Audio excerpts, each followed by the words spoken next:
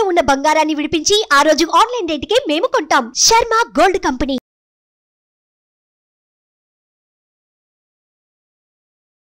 నమస్కారం, welcome to Suman TV. నేను గీతాంజలి.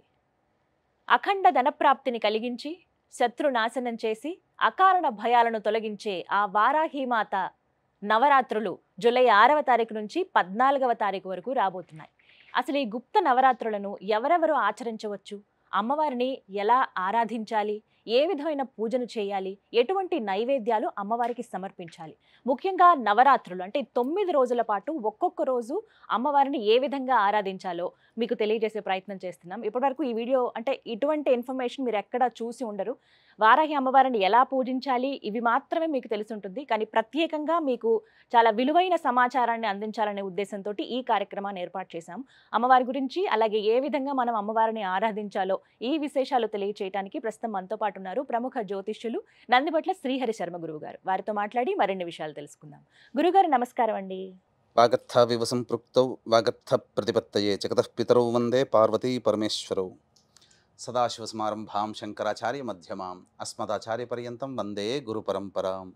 ఆదిత్యాయ చ సోమాయ మంగళాయ బుధాయ చ గురు శుక్ర శనిభ్యశ్చ రాహవే కేతవే నమః. శృంగేరి పీఠాధిపతులకి కంచి పీఠాధిపతులకి నమస్కారములు తెలియజేసుకుంటూ కార్యక్రమాన్ని ప్రారంభిద్దాం. గురుగారు, వారాహి నవరాత్రులు ఇక్కడ అంటే ఎక్కడ విన్నా ఇప్పుడు ఇవే అమ్మవారి గురించే వినిపిస్తోంది. జూలై 6వ తారీఖు నుంచి 14, 15వ తారీఖుతో ముగుస్తున్నాయని చెప్తున్నారు. అయితే అమ్మవారి ఉగ్రదేవత, ఆవిడ్ని పూజించే విధానం చాలా ప్రత్యేకంగా ఉంటుంది. పూజ చేయాలంటే ఇన్ని నియమాలు పాటించాలని రకరకాలుగా అందరూ చెబుతూ ఉన్నారు. అయితే మీరేమైనా చెప్తారు? ప్రధానంగా అమ్మవారిని అసలు ఎలా పూజించాలి? అమ్మవారు ఉగ్రదేవత కాబట్టి శాంతించే రకంగా పూజ చేయాలా, ఇంట్లోనే పూజ చేసుకోవచ్చా, కేవలం ఆలయాల్లో చేయాలా, ఇంట్లో చేస్తే ఎలా చేయాలి, అసలు ఎవరు పూజను ఆచరించాలి, మహిళల పురుషుల, ఇలా ఎన్నో సందేహాలు ఉన్నాయి. వాటిని నివృత్తి చేయగలరు? తప్పకుండానమ్మా. వీక్షించేటువంటి సుమన్ టీవీ ప్రేక్షకులుగా గమనించాల్సిన అంశం ఏంటంటే, ఈ కార్యక్రమంలో వారాహి అమ్మవారి యొక్క సమగ్రమైనటువంటి వివరణ మీకు అందివ్వడం జరుగుతుంది. ఇంతవరకు సుమన్ టీవీ ప్రేక్షకులు చాలా అదృష్టవంతులు అని చెప్పవచ్చు. ఎందుకనంటే ఇంతవరకు ఏ ప్లాట్ఫామ్ మీద కూడా సోషల్ మీడియాలో చాలా విషయాలు చెప్పుకోలేదు. కానీ మనం ఈ కార్యక్రమంలో అమ్మవారికి సంబంధించినటువంటివి చాలా విషయాలు మనం తెలుసుకోబోతున్నాం. అమ్మవారికి ఇప్పటి వరకు మీరు కని విని ఎరగనటువంటి అనగా చాలా పురాణాల్లో రహస్యోక్తంగా అమ్మవారిని పూజించిన వారు ఏ ఏ పదార్థాలతో పూజించారు, నైవేద్యం పెట్టారు, ఏ విధంగా అర్చన చేసుకున్నారు, ఏ ఏ విధంగా అమ్మవారిని ఉపాసన చేశారు, ఎటువంటి ఫలితాలు పొందారు అనేటువంటి విషయాన్ని ఈ రోజున నాకు అమ్మవారు పలికించినటువంటి జ్ఞానాన్ని వీక్షించే ప్రేక్షకులు, మన సుమన్ టీవీ ప్రేక్షకుల కోసం తెలియజేస్తున్నానమ్మా. ఇక్కడ ప్రధానంగా వారాహి దేవత అమ్మవారు ఎవరు అనంటే భండాసురుడిని సంహరించడం కోసమై అమ్మవారు సృష్టించినటువంటిది. అంటే లలిత అమ్మవారి స్వరూపమే దుర్గా, రాజశ్యామల, దండనాయిక ఈ వారాహి అమ్మవారు. ఈ వారాహి అమ్మవారికి సంబంధించి అంటే మనకు వరాహ రూపంలో మనకు స్వామి మనకు తెలుసు, వరాహ స్వామి అని. స్త్రీ రూపముగా వారాహి అంటే ఇక్కడ మీరు గమనించాల్సిన అంశం ఏంటంటే లక్ష్మీనారాయణ స్వరూపం, లక్ష్మీ స్వరూపం అమ్మవారు. విష్ణు భగవానుడు వరాహం అయితే లక్ష్మీ స్వరూపము వారాహి. అందుకే అమ్మవారికి లక్ష్మీ సహస్రనామాల్లో వారాహి, ధరణి, ధ్రువ అనే సహస్రనామాల్లో ఒక పేరు. కాబట్టి సాక్షాత్తు లక్ష్మీ స్వరూపము వారాహి అమ్మవారు. ఈ అమ్మవారిని కొలిచినటువంటి వారికి శత్రు నిర్మూలన, కోర్టు కేసులు నివారించడం, ముఖ్యంగా ధైర్యం వస్తుంది. ముఖ్యంగా ఈ సస్యాధిపతి అమ్మవారు, ఆషాఢ మాసం కదా, రైతులందరూ పొలం దున్నుకుంటారు. ఇది సస్యాధిపతి, పంట పొలాల్లో పంటలు బాగా పండుతాయి అమ్మవారిని పూజించిన రైతులకి. అలాగే అన్నిటికంటే మించి శత్రుంజయము. మన కోసం మన మీద ఎవరైతే శత్రువులు ఉంటారో, మన మీద ఏదైనా చెయ్యాలని చెప్పి ఆలోచించేస్తారు కదా కుట్రలు, ఆ కుట్రలు చేయలేకపోతారు వాళ్ళు. అంతటి శక్తివంతమైనటువంటిది ఈ వారాహి అమ్మవారు. అన్నిటికంటే మించి ధనప్రాప్తిని విశేషంగా కలగజేస్తుంది వారాహి అమ్మవారు.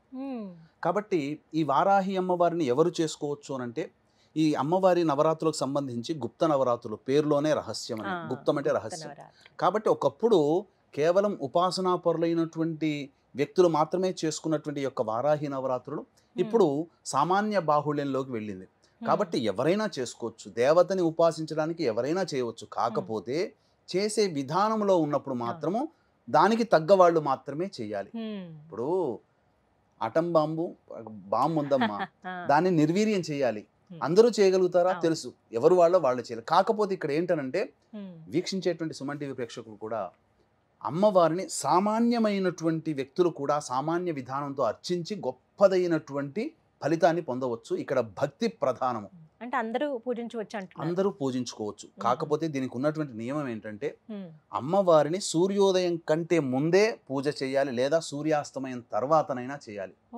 చేసేటప్పుడు ఖచ్చితంగా ఉదయం ఎలాగో దంతధావనం, పళ్ళు తోముకుంటాం, సాయంత్రం పూట చేసే వాళ్ళు కూడా దంతధావనం చేసుకునే శుచిగా అమ్మవారిని ఆరాధించాలని శాస్త్రం చెప్పబడుతుంది. ఇక్కడ అది ప్రధానం. అయితే ఇక్కడ ఉద్యాపన 14వ తారీఖు చేసుకోవచ్చా, 15వ తారీఖు చేసుకోవచ్చా అనేటువంటి ఆలోచన కూడా ఉంది. 14వ తారీఖు రోజున సూర్యోదయానికి అష్టమి ఉంది, సూర్యాస్తమయం తర్వాత నవమి వస్తుంది. సాయంత్రం పూట పూజ చేసుకునే వాళ్ళు 14వ తారీఖుకి ఉద్యాపన చేసుకోవచ్చు. ఉదయం పూట పూజ చేసుకునే వాళ్ళు 15వ తారీఖు రోజున పూజ చేసుకోవాలి. ఇక్కడ స్త్రీ పురుషులు ఎవరైనా చేయవచ్చునమ్మా. అయితే ఇక్కడ ఈ రోజున మనం చెప్పుకోబోయేటువంటి వారాహి సంబంధించినటువంటి దాంట్లో వీక్షించేటువంటి సుమన్ టీవీ ప్రేక్షకులు కూడా ఏమాత్రం కూడా ఈ కార్యక్రమాన్ని స్కిప్ చేసుకోకండి, మిస్ అవ్వకండి. ఎందుకనంటే 9 నవరాత్రులలో 9 రోజుల పాటు సుమన్ టీవీ వాళ్ళు మీకు చక్కటి వివరణని ఇవ్వడానికి ప్రయత్నం చేస్తున్నాం. కాబట్టి ప్రతిరోజు అమ్మవారికి ఒక్కొక్క వారాహి రూపం ఉంటుంది. అంటే ఉదాహరణకు చెప్పాలి అని అంటే ఉన్మత్త వారాహి, ధూమ్ర వారాహి, బృహత్ వారాహి, శ్వేత వారాహి, వార్తాళి వారాహి, దండని వారాహి, కిరాత వారాహి, ఇలా 9 రకాలైనటువంటి వారాహి దేవతలు ఉన్నారు. కాబట్టి ప్రతిరోజు ఒక్కొక్క రోజు ఒక్కొక్క అమ్మవారిని ఎలా కొలుచుకోవాలి. మొదటి రోజున అమ్మవారు ఏ రూపంలో ఉంటుంది, ఆ రూపాన్ని ధ్యానం చేసుకుంటూ ఆ అమ్మవారిని స్తుతించుకుంటూ పూజ చేయండి. పూజా విధానం కూడా మనం తెలియజేద్దాం. అలాగే రెండో రోజు అమ్మవారిని ఇలా ధ్యానం చేసుకొని పూజ చేయండి. రెండో రోజు ఎటువంటి ఫలితాలు కలుగుతాయి, మూడో రోజు పూజ చేస్తే ఎటువంటి ఫలితాలు, ఇలా 9 రోజులు పూజ చేస్తే మానవుడి యొక్క సకలాభీష్టాలు తొలగిపోవడానికి ఈ అమ్మవారి యొక్క నవరాత్రులు చాలా మేలు చేస్తుందని చెప్పవచ్చు. ఇక మనం వివరాల్లోకి వెళ్ళినట్లయితే ప్రధానంగా ఈ అమ్మవారిని గర్భవతులు చేసుకోవచ్చు అనే ఆలోచన కూడా ఉంటుంది. అయితే కొన్ని ఆచార ప్రకారం అమ్మ 5వ నెల పడిన తర్వాత పురిటి సూతకంతో సమానం, కొన్ని ఆచారాల ప్రకారం 7వ నెల పడిన తర్వాత పురిటి సూతకం సమానం.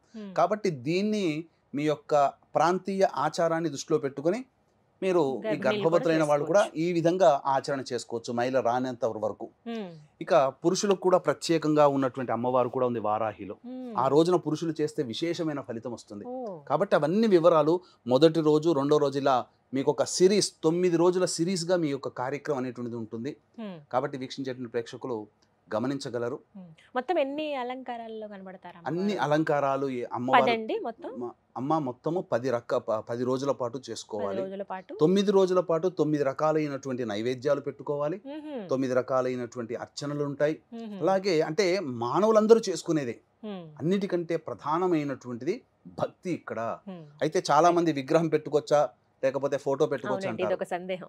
ఫోటోనే పెట్టుకోండి అమ్మ. విగ్రహం పెట్టుకుంటే ఆ విగ్రహానికి తగ్గట్టుగా చేసుకోవాలి. ఇంకో కొంతమంది అఖండ దీపం పెట్టుకోవచ్చా మామూలు దీపం పెట్టుకోవచ్చు అంటే 9 రోజులు కాపాడగలిగేటువంటి శక్తి ఉంటే 9 రోజులు అఖండ దీపం పెట్టుకోండి, లేదా సామాన్యంగా దీపారాధన చేసుకోవచ్చు. దీపారాధన కూడా ఏ విధమైనటువంటి దీపారాధన చేసుకోవాలో మనం తెలుసుకుందాం. ఇంకా చెప్పాలి అని అంటే ఇక్కడ ప్రధానంగా అమ్మవారికి ధూపం అంటే చాలా ఇష్టం. కాబట్టి ఏ పదార్థాలతో ధూపం చేస్తే అమ్మవారు సంతోషపడుతుందో కూడా మనం ఈ కార్యక్రమంలో చేసుకుందాం. కాబట్టి ఈ యొక్క వారాహి అమ్మవారి యొక్క అనుగ్రహం అందరికీ అందించాలనేటువంటి ఒక సదుద్దేశంతో ఈ వారాహి అమ్మవారిని అందరూ పూజ చేసుకుంటారమ్మా. ఈ యొక్క వారాహి అమ్మవారికి సంబంధించి పూజ చేసేటప్పుడు మనం చెప్పుకున్నాం కదా, 12 నామాలని శక్తి ఉంటే 108 సార్లు 12 × 108 సార్లు ప్రతిరోజు పారాయణం చేయడం, లేదా 54 సార్లు, లేదా కనీసం 27 సార్లైనా 12 నామావళిని పారాయణం చేయాలి. దీనితో పాటుగా అమ్మవారి యొక్క సంపూర్ణమైనటువంటి అనుగ్రహం కలగాలి అని అంటే ఖచ్చితంగా ప్రతిరోజు లలితా సహస్రనామ పారాయణం అనేటువంటిది చేయండి. గురుగారు హోమం నిర్వహిస్తున్నామని చెప్పారు జూలై 15వ తారీఖున, ఆ వివరాలు తెలియచేయండి. జూలై 15వ తారీఖు రోజున ఈ వారాహి సంబంధించి భగవంతుడు అనుగ్రహిస్తే 9 రకాలైనటువంటి వారాహి అమ్మవారి యొక్క హోమాది కార్యక్రమాలు చేయించడం జరుగుతుంది. లేదా ఖచ్చితముగా వారాహి అమ్మవారి హోమము ప్రత్యంగిర హోమము, బగళాముఖి హోమము, రాజశ్యామల హోమములు ఖచ్చితంగా కేవలం 1500 రూపాయల రుసుముకుతో ఈ యొక్క హోమాది కార్యక్రమాలు జరిపించడం జరుగుతుంది. ప్రధానంగా ఆ 15వ తారీఖు రోజున రాత్రి 9 గంటలకి కార్యక్రమం ప్రారంభమవుతుంది. కాబట్టి వీక్షించేటువంటి సుమన్ టీవీ ప్రేక్షకులు సాయంత్రం 7 లోపల వరకు కూడా గోత్రనామాలు నమోదు చేసుకునే అవకాశం ఆ 15వ తారీఖు రోజున 15వ తారీఖు వరకు కూడా ఉంటుంది.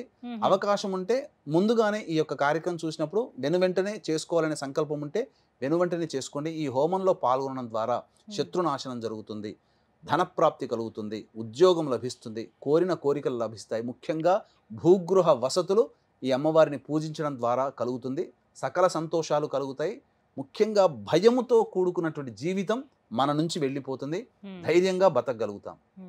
విలువైన సమాచారం ఇది. ఎవరైతే హోమంలో పాల్గొనాలనుకుంటున్నారో వారికి గురువుగారి నెంబర్ స్క్రీన్ మీద డిస్ప్లే చేస్తామండి. కాల్ చేసి మీరు వివరాలు కనుక్కోండి. ఏ హోమం అయితే మీరు చేయించుకోవాలనుకుంటున్నారో కేవలం 1500 రూపాయలకి హోమాన్ని నిర్వహిస్తున్నారు. మీ పేరు అలాగే గోత్రాలు కూడా మీరు నమోదు చేయించుకోండి. గురువుగారు, అసలు వారాహి అమ్మవారికి పూజ ఏ విధంగా చేయాలండి ఈ 9 రోజుల పాటు నవరాత్రుల్లో? వారాహి అమ్మవారికి పూజ ప్రధానంగా లలితా అమ్మవారి చిత్రపటము కానీ లేదా చిన్నపాటి స్ఫటికంతో కానీ వెండితో కానీ ఇత్తడితో కానీ బంగారంతో కానీ ఉన్నటువంటి శ్రీచక్రాన్ని ముందు ప్రతిష్ఠించుకోవాలి. తర్వాత ఆ లలిత అమ్మవారి ముందర కలశం పెట్టుకునే ఆచారం ఉంటే కలశం పెట్టుకోండి. లేకపోతే కనీసము ఒక పక్కన అమ్మవారికి ఒక పక్కన రాజశ్యామల, ఒక పక్కన వారాహి అమ్మవారి చిత్రపటం పెట్టుకోండి. ఈ 3 దేవతలు ఉండాలి ఖచ్చితంగా.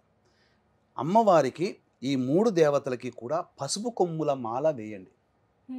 చెప్తాను ఎందుకు ఆ పసుపు కొమ్ముల మాల అనేటువంటిది. ఇక సూర్యోదయం కంటే ముందే ఈ అమ్మవారి పూజ చేసుకోవాలి, లేదా సూర్యాస్తమయం తర్వాతనైనా పూజ చేసుకోవాలి. ముందుగా ఈ అమ్మవారికి దీపారాధన ఎలా చేయాలి? దీపారాధన అమ్మవారికి కందగడ్డలో దీపారాధన చేస్తే చాలా సంతోషిస్తుందటమ్మ. కాబట్టి కందగడ్డ దొరుకుతుంది కదా, దానిపైన చక్కగా కడిగి దానిపైన కొద్దిగా చెక్కు తీసేసి దాంట్లో మన దీపపు కుంది ఎలా ఉంటుందో ఆ విధంగా కందగడ్డను చేసుకోవాలి, కొంత తీసేసుకోవాలి. అందులో ఇప్ప నూనెతో కనుక అమ్మవారికి దీపారాధన చేస్తే ఇంకా సంతోషిస్తుందట. కాబట్టి విప్ప నూనెతో దీపారాధన చేయండి. చేసిన తర్వాత ఈ అమ్మవారికి ప్రధానంగా నీలి రంగు ఆవాహన చేసుకుంటారు కదా, అర్చన అవన్నీ చేసుకుంటారు కదా. ఈ అర్చనలో భాగంగా నీలి రంగు పుష్పాలతో కానీ, అంటే నీలిరంగు చామంతి, శంఖపుష్పి నీలిరంగు, లేదా ఈ విప్ప పూలతోనైనా కానీ అర్చన చేస్తే అమ్మవారు చాలా సంతోషిస్తుందట.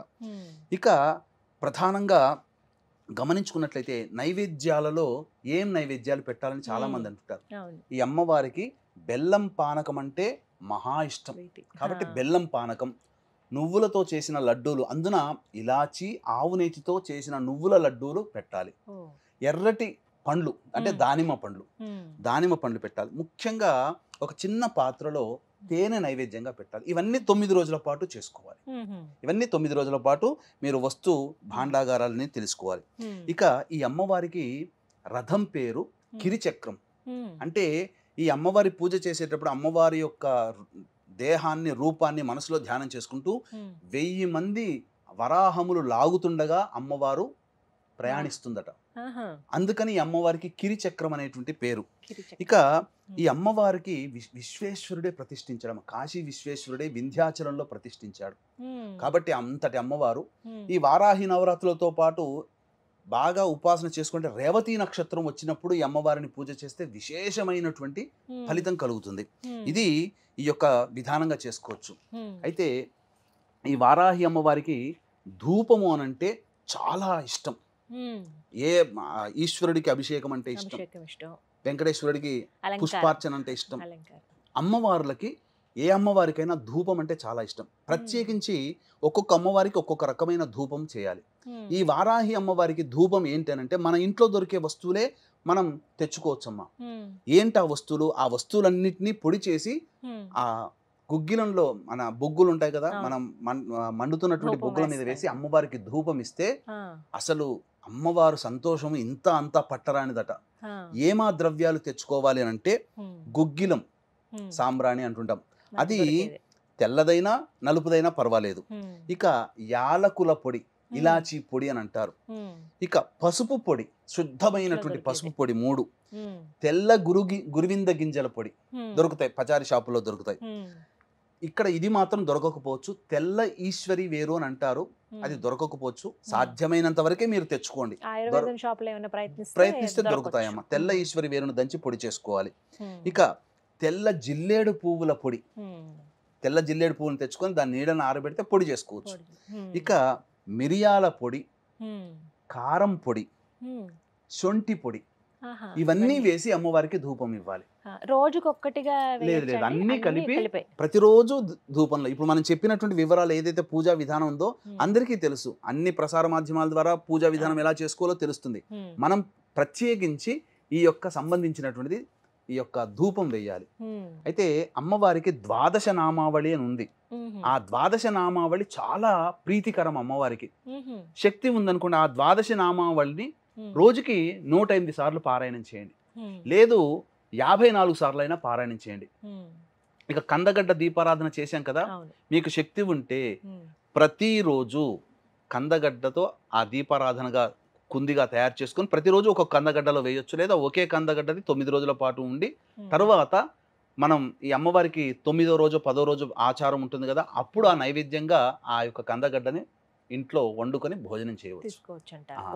నైవేద్యములో చిలకడ దుంప, బెల్లం పానకం, పనసపండు, దానిమ్మ గింజలు, అది నువ్వుల లడ్డూలు, నల్లదైనా తెల్లదైనా నువ్వుల లడ్డూలు, ఇలాచి, ఆవు నేతితో చేయాలి, బెల్లము, ఇవి పెట్టినట్టయితే అమ్మవారు చిలకడ దుంప, ఇవి అమ్మవారికి చాలా ప్రీతికరం.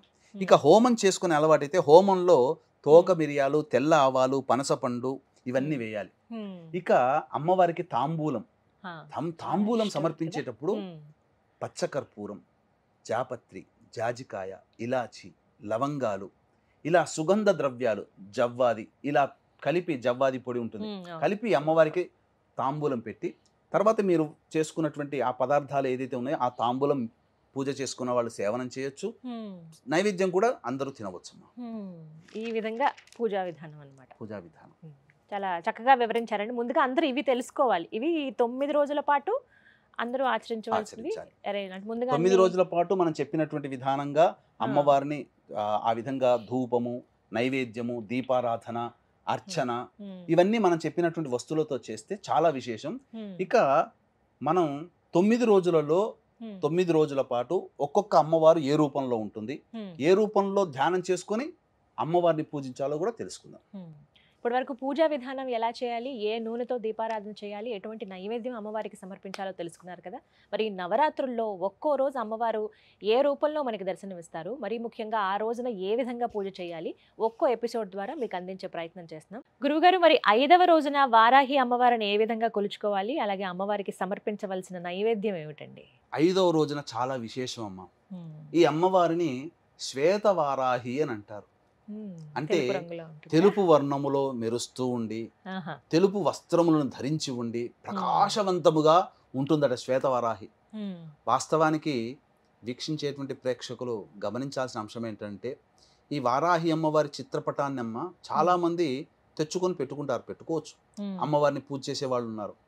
కానీ శాస్త్రం ఏం చెప్పబడి ఉందనంటే, తెల్లటి వస్త్రములు ధరించి ఉండి తెల్లటి వర్ణము కలిగినటువంటి అమ్మవారి ఫోటోనే పెట్టుకోవాలి ఇంట్లో. అదృష్టం వస్తుంది. ఎందుకంటే దేవతా సంబంధమైనటువంటి రంగు ఏదయ్యానంటే శ్వేతం, అంటే తెలుపు. అందుకనే మనకు వరాహములలో శ్వేత వరాహం చాలా విశిష్టత. మనం ఏదైనా పనికి వెళుతున్నప్పుడు శ్వేత వరాహం ఎదురైంది అనుకోండి, సక్సెస్ అయిపోతుంది. అలాగే పాము జాతులలో శ్వేత సర్పం అని అంటే ఏమంటారు, అది దేవలోకంలో ఉండే సర్పం భూలోకంలో అది కనబడిందంటేనే అదృష్టం వస్తుందని అంటారు. అలాగే ఎలుకలలో కూడా మూషికాల్లో శ్వేత మూషికం చాలా విశేషం. ఆ శ్వేత మూషికం గనక వినాయక చవితి నవరాత్రుల్లో పూజ చేస్తే వినాయకుడి అనుగ్రహం చాలా బాగా కలుగుతుంది. అందుకని తెలుపు వర్ణంలో ఉన్న అమ్మవారినే ఫోటో పెట్టుకోవాలి. తెలుపు వర్ణం ఉన్నటువంటి అమ్మవారి యొక్క ధ్యానమే ఎక్కువగా చేస్తూ ఉండాలి ఈ యొక్క వారాహి రూపంలో. చాలా మటుకి ఏమంటారంటే శ్యామ వర్ణ రూపంలో చెప్తారు. శ్యామ అంటే చీకటి అని కూడా అర్థం. ఈ అమ్మవారిని చీకటి తర్వాత ఎక్కువగా పూజిస్తారు, చీకటి పడ్డప్పుడు. కానీ మన వాళ్ళు విశేష అర్థంలో అమ్మవారిని ఫోటోలలో ఎక్కువగా ఈ యొక్క సంబంధించినటువంటి నలుపు వర్ణంలోనే ఎక్కువగా ఫోటోలు ఉంటాయి. కానీ శ్వేత వారాహి అంటే ఈ అమ్మవారి ఏ వారాహి అయినా తెలుపు వర్ణంలో ఉన్నట్టయితే చాలా విశేషమైనటువంటిది అమ్మవారు అని చెప్పవచ్చు. ఈ అమ్మవారు ఎలాంటిది అయ్యానంటే నీటిలో తేలియాడే ధైర్యంగా ఉండే యువరాణి అట ఈ అమ్మవారు. ఈ వారాహి అమ్మవారు, శ్వేత వారాహి అమ్మవారు 5వ రోజున పూజించేటువంటిది యువరాణి రూపంలో ఉంటుంది. ఈ అమ్మవారిని పూజ చేయడం వల్ల ఏం కలుగుతుందంటే ముఖ్యంగా చక్కటి సంతానం కలుగుతుందట. సంతానం కోసం ఇబ్బంది పడేటువంటి వాళ్ళు ఈ అమ్మవారిని పూజ చేస్తే ఖచ్చితంగా సంతానం కలుగుతుంది. ఇక మనకు పురాణాలు ఏం చెబుతున్నాయంటే రాముడి చేత శిలగా మారిన వైశ్రవణుడు అనేటువంటి వాడు ఉన్నాడు. రాముడి చేత శిలగా మారాడు. ఆ వైశ్రవుని యొక్క కుమార్తె ఈ యొక్క శ్వేతవారాహి అని మనకు కొన్ని పురాణాలు తెలియజేస్తున్నాయి. అయితే ఈ అమ్మవారు ఏంటనంటే శివుడు ఏ పని చేసినా దానికి అంగీకారం తెలుపుతుందట. కాబట్టి ఈమెను పూజించిన వాళ్ళకి శివానుగ్రహం కలుగుతుంది. అంటే ఈమె అంగీకారం తెలుపుతుంది కాబట్టి శివుడు కూడా మన కోరికలు ఏవైతే ఉన్నాయో ఆ కోరికలను ఆమోదం తెలుపుతాడు. ఎందుకంటే ఈమె ఆమోదం తెలుపుతుంది కదా. మనకు ఒక కోరిక ఉంటుందమ్మా, ఈ కోరిక నెరవేరాలని చెప్పి ఈ అమ్మవారిని పూజించినప్పుడు ఆ కోరిక అమ్మవారు ఇచ్చింది అని అంటే అక్కడ ఏంటి డైరెక్ట్ గా ఆల్రెడీ శివుడు ఇచ్చినట్టే లెక్క. అంటే శివుని యొక్క అనుగ్రహం కూడా ఈ అమ్మవారిని పూజించడం వల్ల కలుగుతుంది అని ఒక అర్థం. అయితే ఇక్కడ ఈ అమ్మవారిని పూజ చేయడం వల్ల శారీరకమైన మానసికమైనటువంటి పుష్టి కలుగుతుందట. అంతేకాకుండా మనకు జాతక చక్రంలో ఏదైతే కర్మదోషం ఉందో ఆ కర్మదోషం తొలగిపోతుంది. ముఖ్యంగా కీర్తిని ప్రసాదిస్తుందట ఈ అమ్మవారు. కాబట్టి ఈ అమ్మవారికి అన్నము పెసరపప్పుతో చేసినటువంటి అన్నము కానీ లేదా సాధారణంగా అన్నము కానీ నైవేద్యంగా పెట్టాలట. దద్యోజనం కూడా పెడితే విశేషమట. ఈ 5వ రోజున శ్వేతవారాహి రూపంలో ఉన్నటువంటి అమ్మవారిని అని చెప్పవచ్చు. పులగం అన్నం కానీ ఉత్తగా అన్నం కానీ సమర్పించవచ్చు. దీంతో పాటుగా మనం ఎప్పుడు చెప్పుకున్నట్టుగానే విప్ప పూలు, చిలకడ దుంప, పనసపండు, కందగడ్డ, దానిమ్మ గింజలు, అలాగే నువ్వుల లడ్డూలు, ఇలాచి, ఆవు నెయ్యితో చేసినటువంటి నువ్వుల లడ్డూలు, ఈ పనసపండు ఇవన్నీ కూడా నైవేద్యంగా పెట్టాలి. ముఖ్యంగా బెల్లం పానకం కూడా ఎప్పుడు నైవేద్యంగా ఉండాలి ప్రతిరోజు. చక్కగా వివరించారు గురువు గారు. విన్నారు కదా, 5వ రోజున అమ్మవారిని ఏ విధంగా ఆరాధించాలో తెలుసుకున్నారు కదా. అలాగే నవరాత్రులు ముగిసిన తర్వాత జూలై 15వ తారీఖున గురువుగారు హోమం తలపెడుతున్నారు ప్రత్యేకంగా. ఏ హోమంలో కనుక మీరు వెళ్దాము, ఆ హోమంలో మేము కూడా పాల్గొనదలుచుకున్నాం అని అంటే కనుక మీరు స్క్రీన్ మీద నెంబర్స్ నేను ప్రొవైడ్ చేస్తున్నాను, వాటికి కాల్ చేసి వివరాలు కనుక్కోండి. ముందుగా మీ పేరు అలాగే గోత్రం నమోదు చేయించుకుంటే ఇంకాస్త సులువు అవుతుంది. ముందుగానే కాల్ చేసి మీరు వివరాలు అవి కనుక్కోండి. ఇది వాళ్ళ వీడియో. నమస్కారం. సుమన్ టీవీలో మీ పర్సనల్ అండ్ బిజినెస్ ప్రమోషన్స్ కోసం కింది నెంబర్కి కాంటాక్ట్ చేయండి.